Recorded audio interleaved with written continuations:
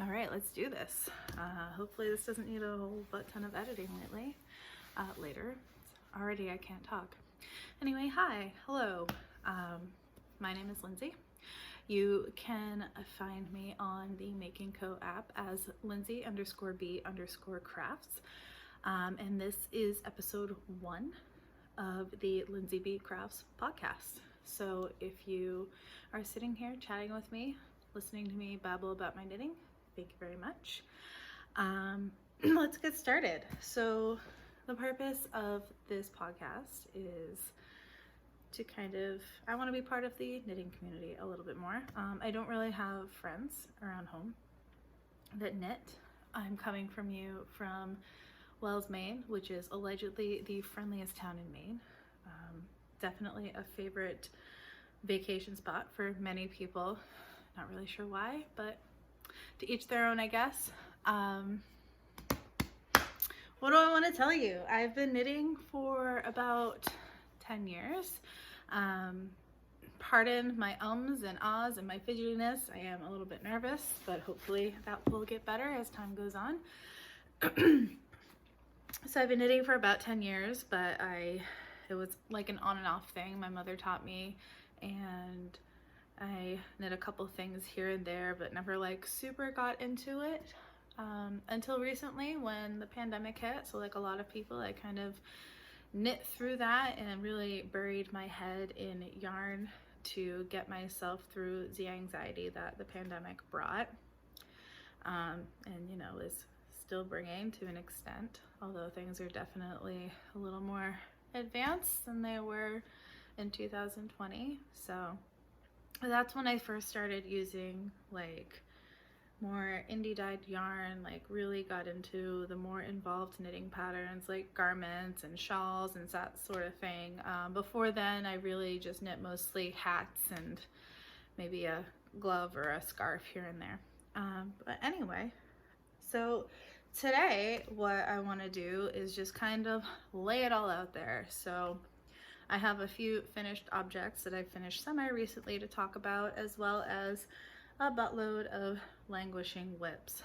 So I definitely don't have like 50 plus like some people do, but I have a good amount. So I do want to use this podcast to kind of hold myself accountable by putting it out there, showing what I've got, and then trying to make sure I follow through on either frogging or finishing all of this crap. I know one of my favorite things about watching knitting podcasts is that I often will get inspiration and things like that. So if that's also something that you get out of watching other knitters talk about their things, I hope that you will find that here. So to start off with, let's talk about what I'm wearing. So this is the Trollton Cardigan by Ellie of Skeindeer Knits. It is actually a steeked cardigan, my first steeked garment. I knit it in Piece Fleece worsted, which is actually more on the chunky side of yarn than it is a worsted weight for sure. Ask me how I know. I tried to knit a pattern that was supposed to be in an actual worsted weight and I could not get gauge for the life of me. It actually kind of hurt my hands to knit with it. So if you're ever knitting with a yarn and it feels like your stitches are like way too tight, keep in mind it could be because your yarn is actually heavier or lighter or just not on point for what the pattern is asking for, but I digress. So Trolltind, this was again knit in Piece Fleece worsted. The colorway is Rabbit Gray. It's a really nice, like almost charcoaly gray. This yarn is made from 75% Rambouillet wool and 25% mohair, so it definitely does have a little bit of a halo. If you see here, it's picking that up. So I finished this, I believe, in late August, thinking that I would have a ways to go before I could actually wear it because summer, it's been hot. But I work at a grocery store, so I've had to be in the dairy cooler a lot lately, so it has definitely seen some use. I used that as a way to break it in and see how the wool would hold up, and actually not too bad. So I'll kind of sit up a little bit here so you can see it better. So right here is where I cut it. So that's the steek portion. I crocheted that down before I cut into it. This yarn is very steekable. I actually made a swatch for a different project with the yarn, and then to check to see how it would unravel or if it would, I just cut it right in half, and it turned out really great. So this is not a superwash yarn. It's definitely a woolly wool. It has this nice little like twisted stitch faux cable detail down the side.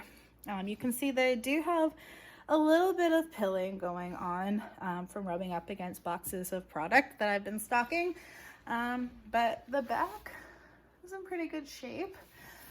So this was intended to have a fair bit of positive ease, so I think I knit the size 5. It did turn out a little bit bigger than I expected it to, but that's okay because it's very cozy. It's very nice. First wear, I did feel it a little bit scratchy on my arms, but I've noticed that the more that I've put it on and kind of just existed and sweated in it or whatever, the wool has softened down a fair bit already. So it does have some buttons, so I'll show it to you buttoned as well. This I think the pattern intends for you to kind of crop it a little bit, but I knit mine a little bit longer.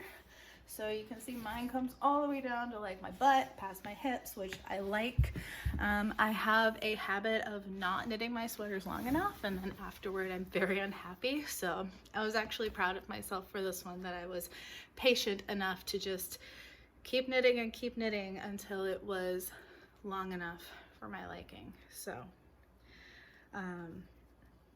I have a tendency that when I start to get to the end of finishing a garment, that I just kind of rush and to get it done and either knit myself into an injury or stop short of where I typically would like things, just because I really want to be done with it. But with this, I just kept going. It was an exercise in patience, so I'm very happy with it. All right. The next thing that I've finished recently is the Farewell Autumn Cowl, and this is by, I think, Monika Anna or something like that. I will definitely put a note for this at the end. But yeah, this is a nice colorwork cowl. I knit it in Alpakka wool by Sandnes Garn. This is 65% alpaca and 35% wool. So I've heard that doing color work with alpaca is not always the best, but I feel that there was enough wool content in this yarn to kind of give it the grab that it needs. And I'm very happy. I think this is some of the best color work that I've ever done. So this, they don't name their colors except by numbers, and I threw away all of the ball bands apparently. So I tried to go online and figure out which colors were which, and I believe that this light gray at the top is number 1042. I believe this is the white 1002, or maybe something close. The green here is 9573, and I think that this purple is 5043. So I did do a couple modifications. The top and bottom bands, I believe, were in some sort of like almost basket weave looking mistake rib type pattern. I just did normal like 1x1 rib, and then this was originally written for 3 colors, and I kind of modified it to make 4 so that I could use all of my yarns. I did end up playing yarn chicken with the white, but I definitely made it through. I can show you how much I had left. So this is what I had left of the white yarn after doing it this way. All of the balls, I believe, were 50 grams. So I had one of each color, and I used the majority of like everything except the white, which I used almost all the way up. So yeah, that was fun. I've not made a cowl in this style before, but it's very drapey because of the alpaca. It's very cozy and roomy.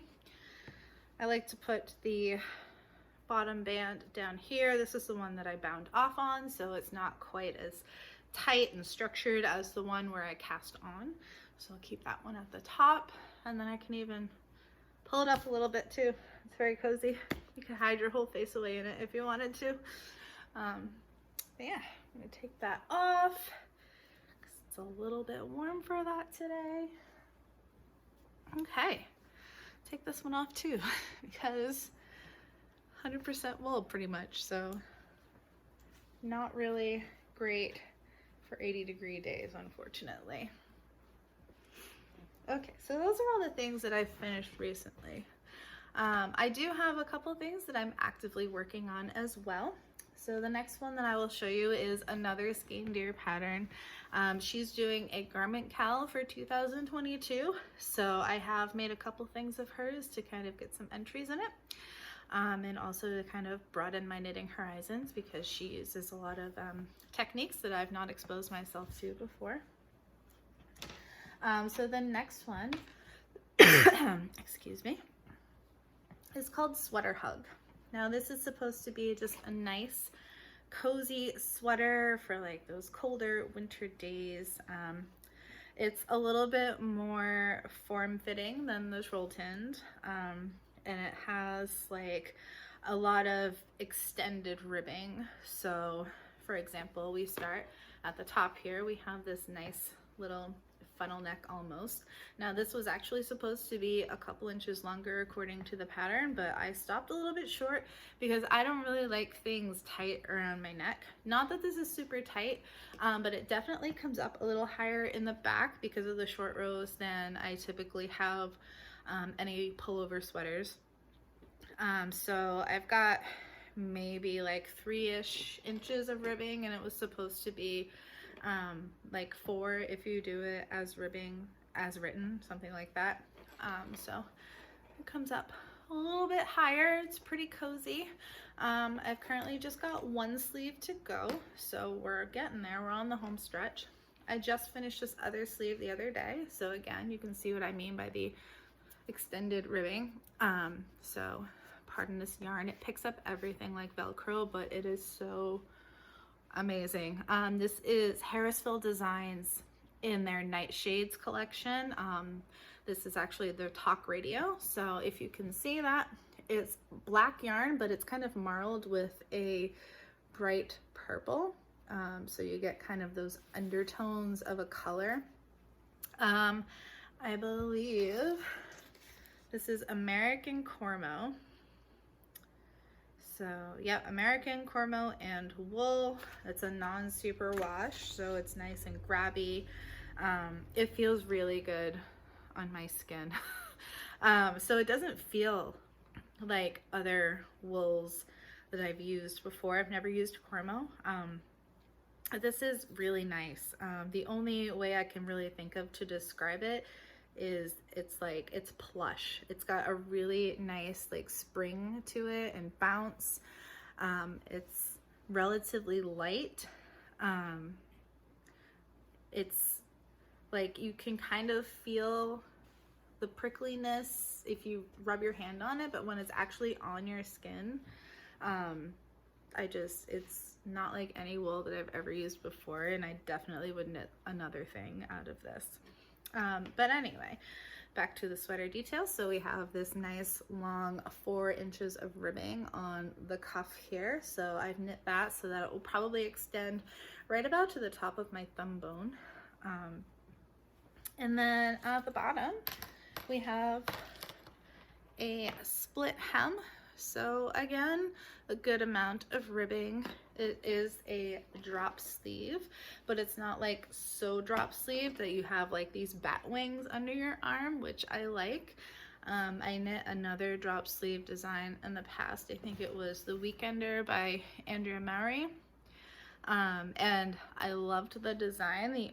My only complaint with it was that like I wasn't sure like where my armpit should be. Like I find myself like when I put that one on, I have to like really rearrange it to get it to sit the way I like. That could be partially, I'm sure it's not the pattern, I'm sure it's probably part of the way I knit it. This was back before I really paid attention to my gauge, so a lot of things that I knit in the past like year or so didn't always come out exactly the way I had thought that they would. But anyway, this one I think is pretty good length. Hits me, it's shorter than the Trolltind for sure. Hits me right about just past like my hip line. So yeah, can't wait to finish this and throw it on cold days, but that is my sweater hug.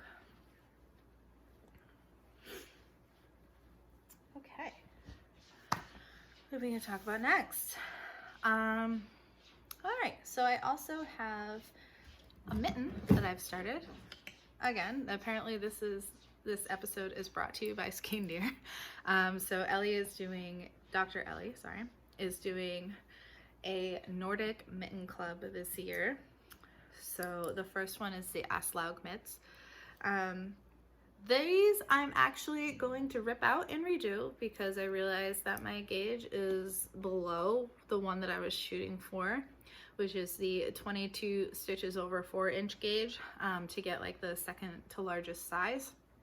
These are probably going to end up being one of the smaller sizes if I keep going this way. But I don't like to swatch, so I'll just like knit a little bit until I have enough to measure, and then try to figure out if I'm like close to gauge or if I'm way below, and then I'm not opposed to like just frocking these and starting over.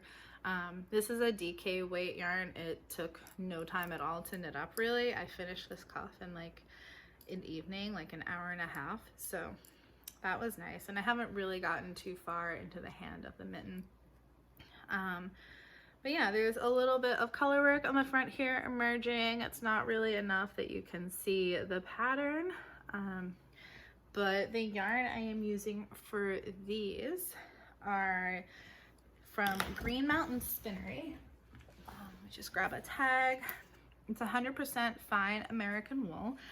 This actually reminds me a lot of the Harrisville Nightshades yarn, in the way that it's like kind of soft and plush and springy and like not super scratchy. Like for a non-superwash wool, this is actually very next to skin soft.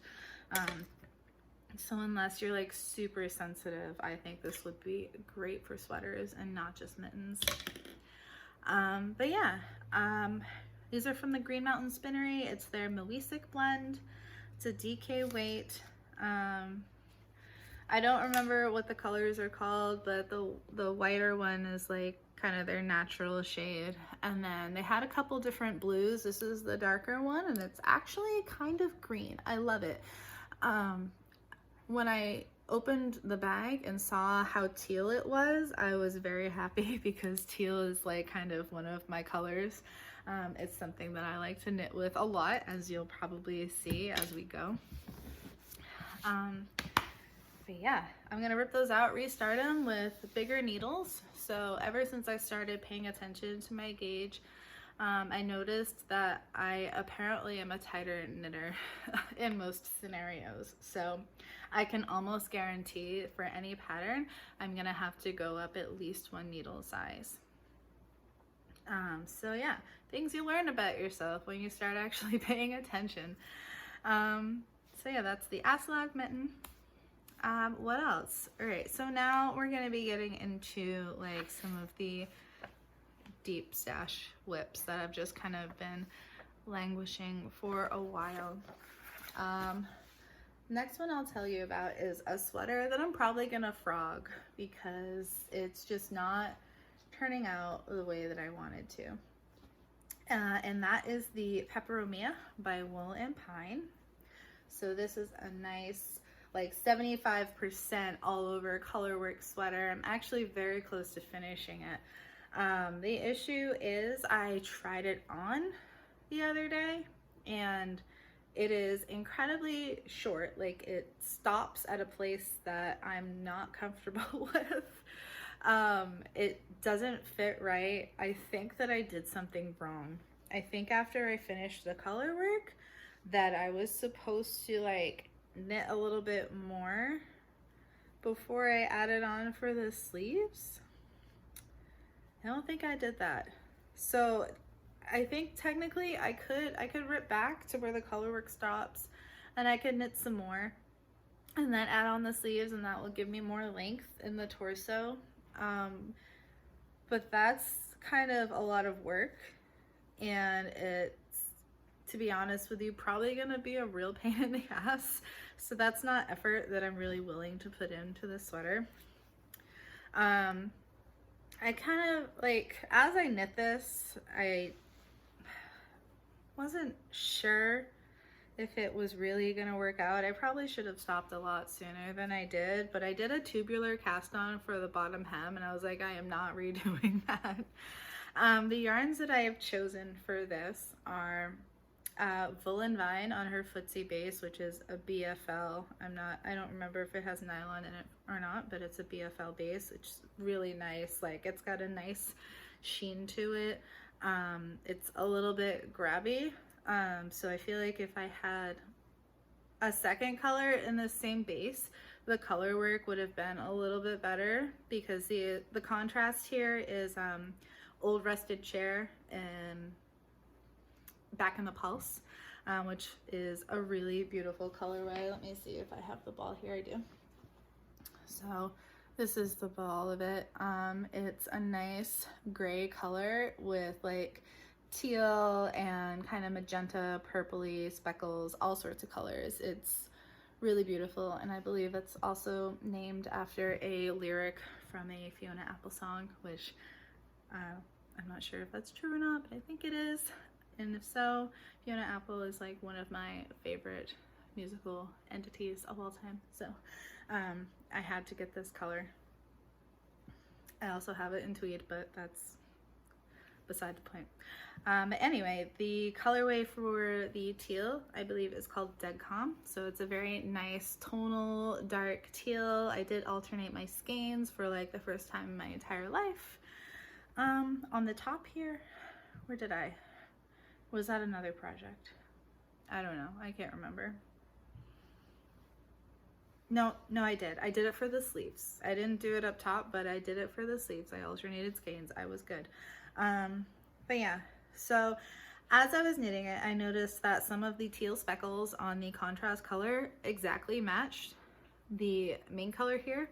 So on some of the designs, even though it's kind of meant to look as though it's degrading as you go up, a little bit of it got lost because of the exact match in the colorway.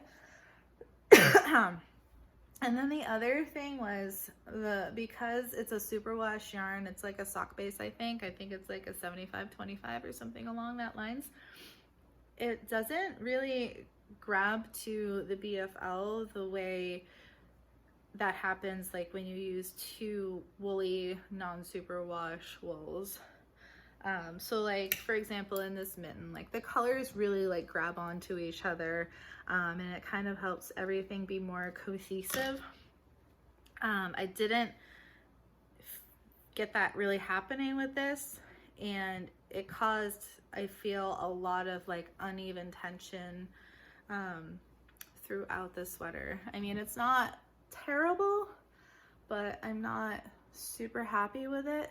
And this is after like a little bit of steam blocking, because I wanted to make sure it wasn't going to be like super lumpy.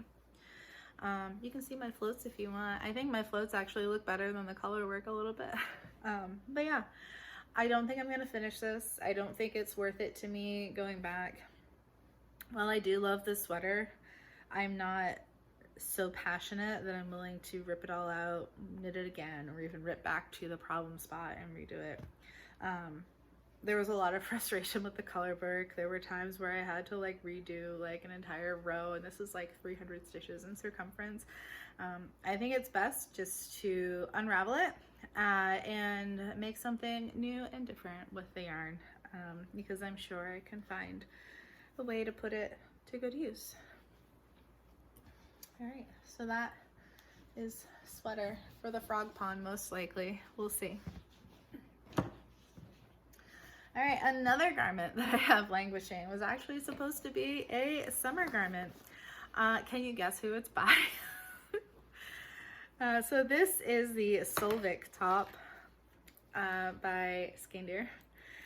So on the front, you have like a nice little bit of like lace, which I thought is really cool. Again, another teal color. This yarn is Rowan Creative Linen. It's a linen and cotton blend. Let me see if I can find the percentages. 50-50. So 50-50 linen cotton. This is their, does it say the color?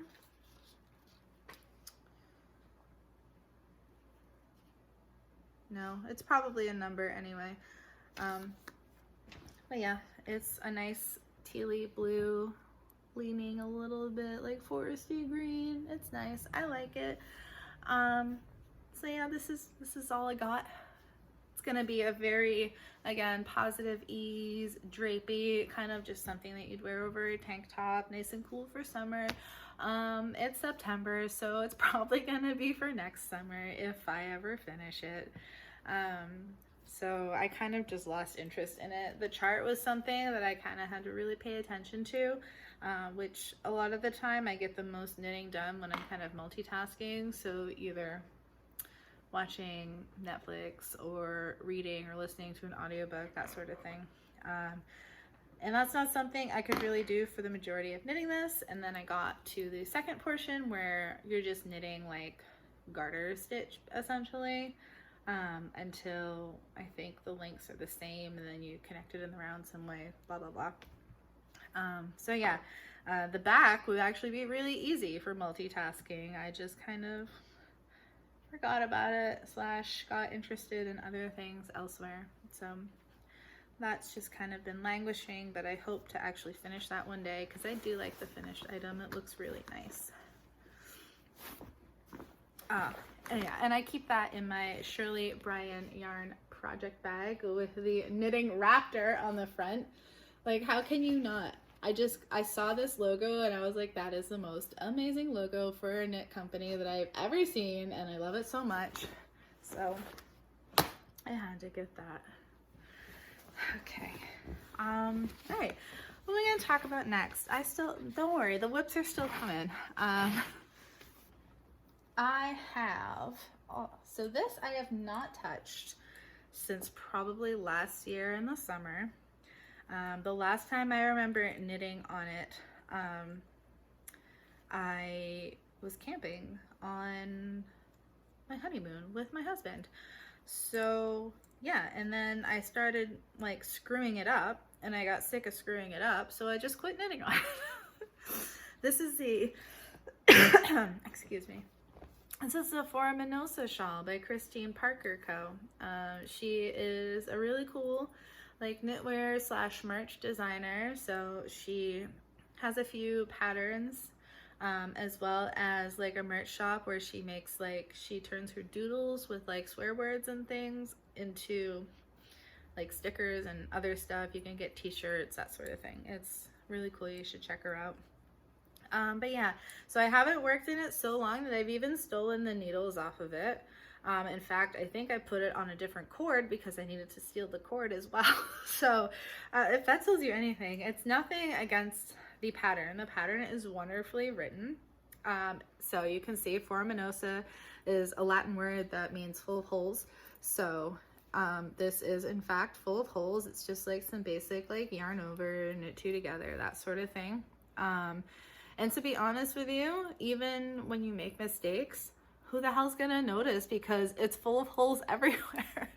Like, you're not gonna be able to tell if a few holes are like misplaced or askew or whatever.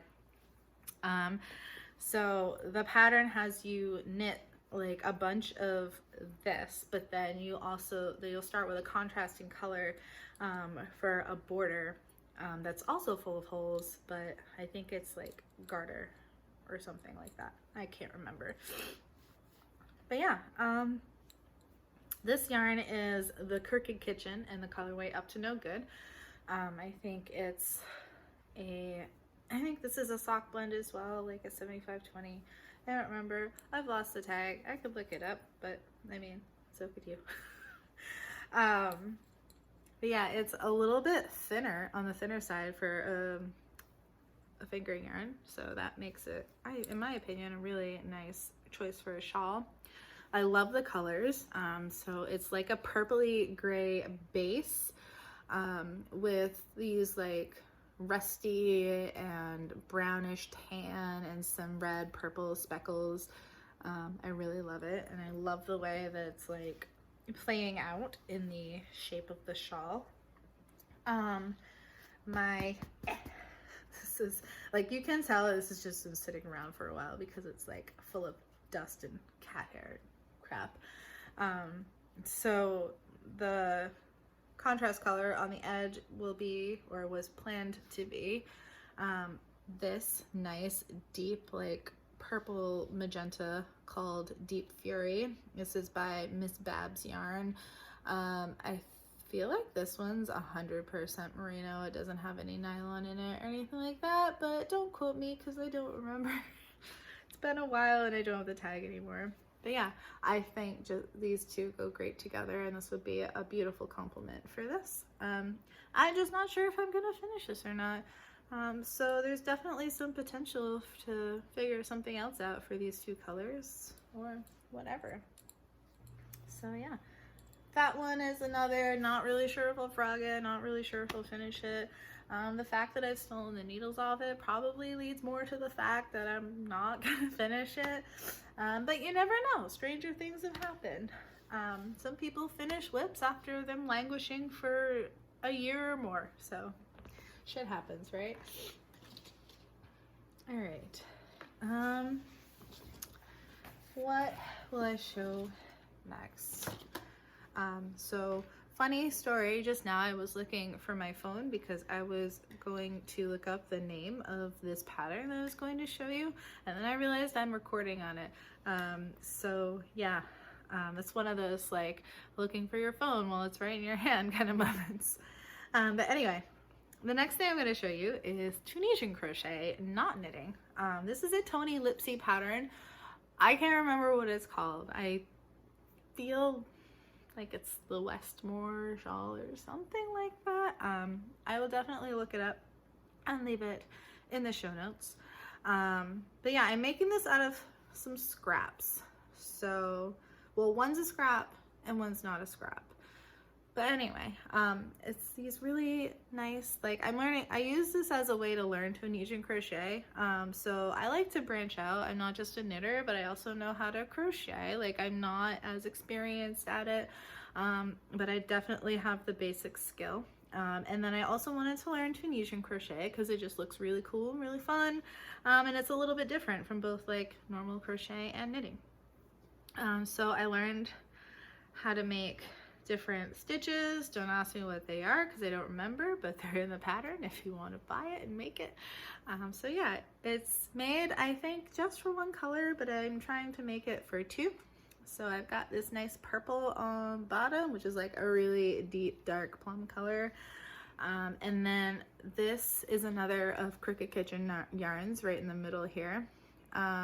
It's called Silverbirchenstick. So it's like a silvery gray that's almost leaning a little bit pinky purple, and it's got like some charcoal and gray speckles on it. It's really nice. It's a single ply, as is this plum. This is, ooh, I have a ball band. This is Magpie fibers. So I bought a bunch of their single ply fingering yarn to make the Frank Shawl by Hoki Locatelli, and as always, I was off on gauge, so I have a butt ton left over. This is 100% superwash merino called Velvet Underground. There we have it. Don't mind my dust. That's just, you know, it's real life right here.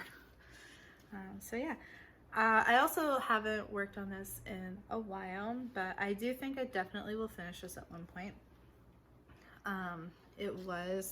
So I have sometimes issues with my hands, and I go through time periods where it can be difficult to like knit or crochet, so I try to like dial it back and read more or do something different. But at one point this was kind of aggravating my issues, so I took a break from it, and that break just never ended, but I'm sure I will pick it up again at some point. What else? I literally just have a pile of crap right here next to me. I have another shawl, actually. So while we're on the shawl topic, this is the Frozen Silver shawl, and this one I definitely will finish at some point. It's a little wrinkled. Oh, apparently I stopped in mid-row. It's a little bit wrinkled because it's been shoved in a bag for a while. Let's see here. Okay, here we go. So this is just a basic asymmetrical triangle shawl. Again, I'm probably off gauge with this because I noticed that when I make shawls, I don't tend to pay attention to that, which I'm definitely going to start, because every time I think I'm making a huge giant squishy shawl, it ends up like a little bit puny, a little smaller than I wanted it to be. So definitely gonna start going up a needle size so I can A, use up the yarn that I purchased for it, and B, get the size shawl that I want. But yeah, this one has a really long tail just because of the nature of the rate at which the increases are made, but it's just got some texture on it. So we've got a garter section to start with, followed by like some diamond lattice type stuff going on here, followed by more garter, and then we've got like this little wave stitch going on.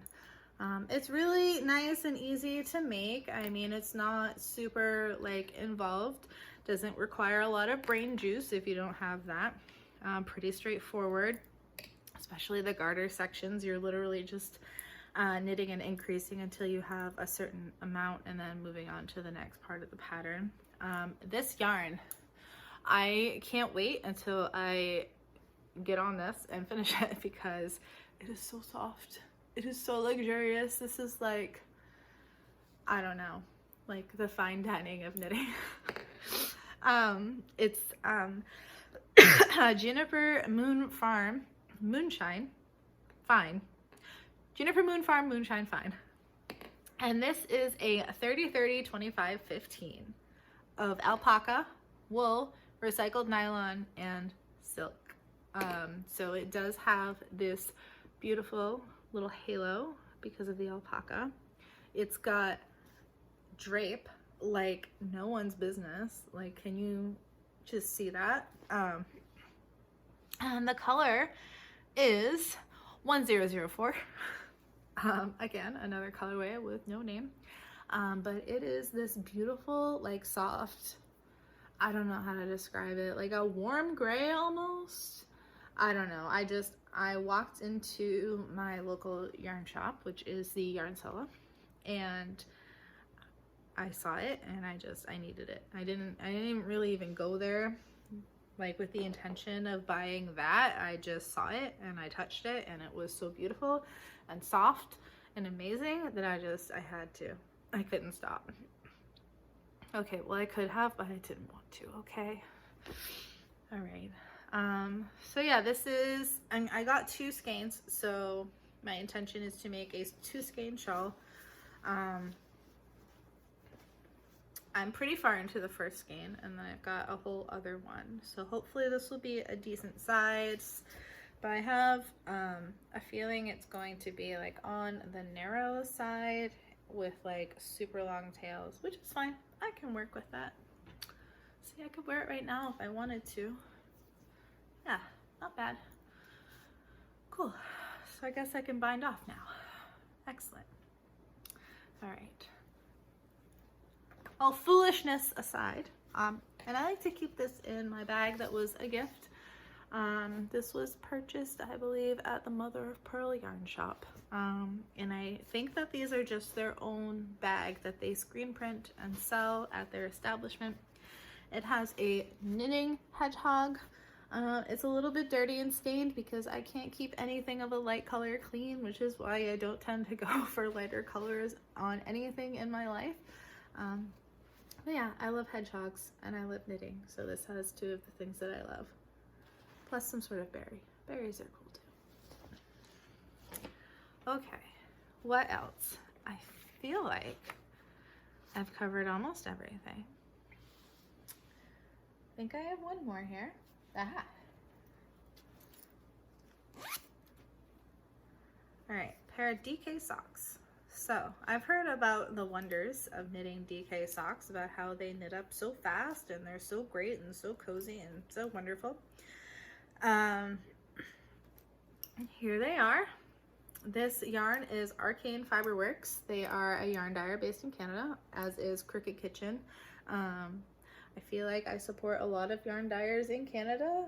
Maybe it's just kind of about one of those things where wanting what's not easily available to you, because it does have to cross the border and it takes a little bit longer than it would if it was something that I purchased more locally. But regardless, what color is this? Hang on, I can tell you because I have another skein that still has the band on it. Heart of the Woods. Huh. Sorry, I have a Surrey Alpakka by Thirsty Cat that I believe is also called Heart of the Woods, and I just realized that they both have the same name and are the same relative color. So yeah, that's a thing. But yeah, this is, I think this is a DK weight yarn that has nylon in it. Yeah, it's 8515 superwash merino and nylon. I am I'm making the laid edges sock where I don't remember the designer. If I didn't say the designer for this one, it's SuviKnits. I tried to be prepared, but I think I got bored / distracted while writing out the notes of my lips, and I neglected to write down this one and I didn't get the designer. But I will put that in the show notes, I promise. So yeah, it's just a basic sock with like a little bit of like a cable down the side. Yeah, it's kind of an elongated cable. It's nice. So that's gonna go down the side of the leg and I think down the side of the foot. These are not for me, I'm knitting them for my husband. He really likes socks, especially hand knit socks. He does have larger feet, so it is a little bit of an endeavor to make socks. They definitely don't knit up for him as fast as they do when I'm making them for myself, but I love that he loves them, so I'm gonna keep making them. So yeah, I have not worked on that one in a while either, but I do intend to finish these for sure. So what's next? What are we gonna talk about next?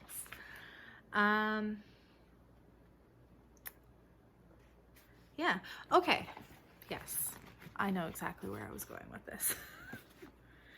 Thank you for bearing with me. I hope this video will be usable and it's not terrible and I'm not stuttering too much or making weird noises that I'm not aware of or whatever. Yeah. All right, so I have a couple other things that I like to call eternal whips. There's some scrap products. So because I don't get gauge a lot, I buy a lot more yarn than I end up using, which is going to change in the future. So I have a lot of scraps. I have two main scrap projects that I am going with right now. The first one is the Pinwheel Scrap Blanket by Mina Phillip, who also has a podcast. She is the Knitting Expat on YouTube. So this is kind of her take on the mitered square scrappy blanket. So instead of, I don't really know how the mitered square one works because, or the cozy memory or whatever it's called. I'm not sure how that one works. I've never made it. But for this one, sorry, I'm trying to find the square that I have started, but I think it's hanging out in limbo somewhere. No, I found it. Okay, so instead of knitting like these little squares and then just like adding on and adding on, you knit like big squares. So for example, you start with like these half little triangles, and so you'll knit one in one color, and then this is all like short rows. So when it's time to do short rows in the opposite direction, you'll switch colors and so on and so forth. And it's a really good way to use up scraps, because like say for example you only have a little bit of something left, you can do like a partial triangle and then like switch to a different color and just like keep going until you use up all your yarn. So this is one that's currently in progress. The other ones I finished, I have actually sewn together. She actually has a really good technique in the pattern for like using a crochet hook to kind of slip stitch them together.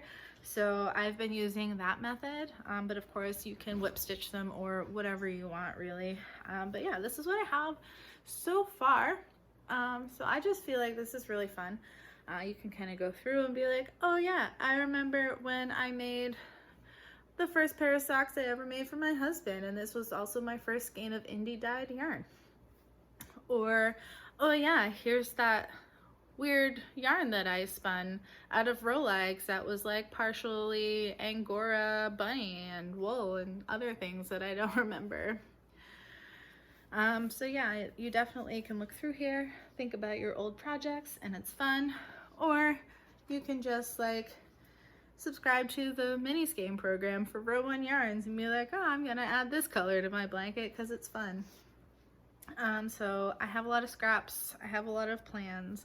I want to make this huge because I like my blankets big. This one in the back, I actually crocheted that. I'll maybe show that another time. That's the Rosetta Blanket.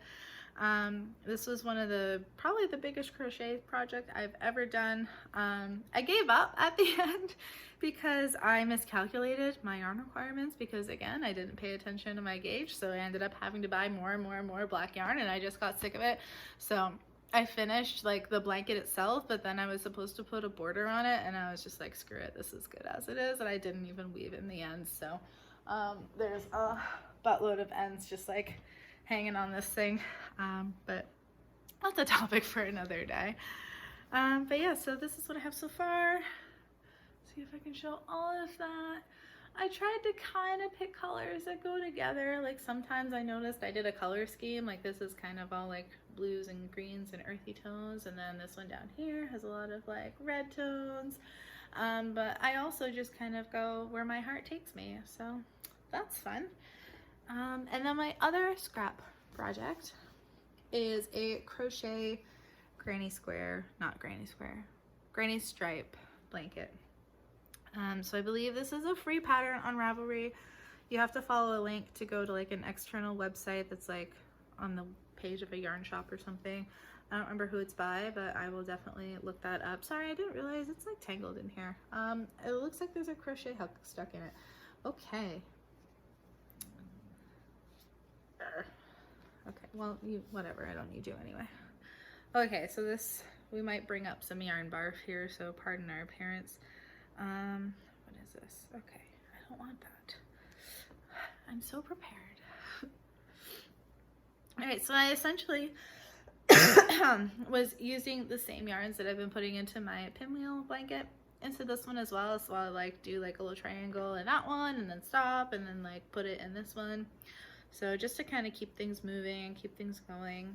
Yeah, so this is what it looks like. It's really long. Definitely not paying attention to gauge for this one because essentially I just cast it on the amount of stitches for the length that I wanted to make it. And the pattern tells you like it needs to be a multiple of this many stitches. So just do that for however long you want. So that's what I did. And yeah, I used some of the minis that I bought on a whim. So like I don't really use sparkle yarn, but you can see there's some sparkle yarn in here. These are probably my favorite parts of both my blankets because it's from Deep Dyed Yarns, and she makes like these just amazingly gorgeous like variegated colorways, and they're so rich and saturated, and it's just amazing, and I love it so much. So yeah, that's what I have. Haven't worked on this in a while either. As you can see, it's a lot smaller than the pinwheel blanket because for a while I just kept adding and adding and adding to the blanket because that's what I was in the mood for. So, you know, you just have to follow your muse and take yourself where your knitting heart is content. All right. I think that brings us to the end of our show and tell. I do have some stashquisition to show you. So something that I purchased recently. Just came in the mail today. I haven't even opened the package, so I will go and get that. All right. So I did make a little purchase from Shirley Bryan Yarn Co. Or Shirley Bryan Yarns. I don't know if it's Co, but Shirley Bryan. Dyer in Canada. Again, she's the one with the knitting raptor here. And we have deconstructed fade socks. So if you've never encountered Shirley Bryan yarn deconstructed fades, this is what they are. They're freaking amazing. They knit up like in the most beautiful way. So you essentially have like the different colors are a little bit speckly, but they fade one into the other. And you get two. So if you want to make two at a time socks, there will definitely be like a dark end and a light end. So you can start from the same end or opposite ends if you want. I did make a pair of socks out of a different colorway of hers. In the same style, and they're just like amazing and I love them so much. I will show them at a later date, especially since like I can only find one right now, which is annoying. But this is the Cape Horn colorway. It is a beautiful blend of like really dark, I'm not sure if that's like navy or black, but it's got like teal, and then there's like gold, and there's some like light bluey violet, and it's just amazing. I'm gonna open that skein up right now just so we can get a better look. Oh yeah, look at that. Look at those like greens and the dark, and then we've got the lights. I can't wait to knit these up. They're gonna be freaking awesome. Let's see if I can get this wound. Some semblance of neatness. This is a really long skein. All right. We're gonna call this good enough. There we go. Not bad. Not terrible. Definitely not what it used to be, but hey, you know, we all get older. Sorry. Anyway, the second thing that I purchased was 100% superwash merino single entitled Salt Life. So apparently I was on like a blue-green kick, but I saw this on the website and I was just like, yes, I need that. I can find a good use for this. No idea what, probably part of a multicolored shawl, but oh my god, do you see this speckle? Like, this is the shit that I live for on indie dyed yarn. This makes me so happy. Just sends that serotonin straight up to my brain. This is friggin' art. Like, I don't know how people do this. I would love to learn, but this is just, it's amazing. So we've got like the brownie type speckles, and we've got the tealy blue on top of like this lighter, almost like sky blue. It's just, it's amazing. And again, we're gonna try to wind this up, get it back in the skein all pretty. Yeah, so that's what I got in today. I also have a couple of other yarns that I'm intending to use for the Skeindeer Mitten Club, or mittens in general. It's this nice brick house colorway, same the Mewesic DK blend. And then this is definitely something that I don't typically buy, like this like shitty yellow green color. It's the best way that I can describe it. It's like a really nice like gold leaning brown, leaning almost like some greenish chartreusey notes in there. Light's not the best in here. It's definitely coming up a lot brighter on camera than it is. But yeah, I might pair the two together, not sure yet. I originally bought it to pair with, sorry, wrong one, this one, but I changed my mind, so we'll see. We'll see where our knitting and our life takes us. You never know. All right, so I think that's all that I've got for you today. Hopefully this video doesn't get stuck on my phone like the first time that I ever tried to record this podcast, which was months ago, and then I gave up because I didn't want to put in the work if I wasn't going to be able to get it off my phone. But I tested it. I think I'll be able to get this onto my computer. So, sorry, I'm fidgeting. If you listened the whole way through, thank you so much. If you liked this, please like the video. And hopefully there will be an episode 2 if I don't get scared and back out of the whole thing. All right, well, thank you for listening. Happy knitting, and remember to follow your muse. Bye.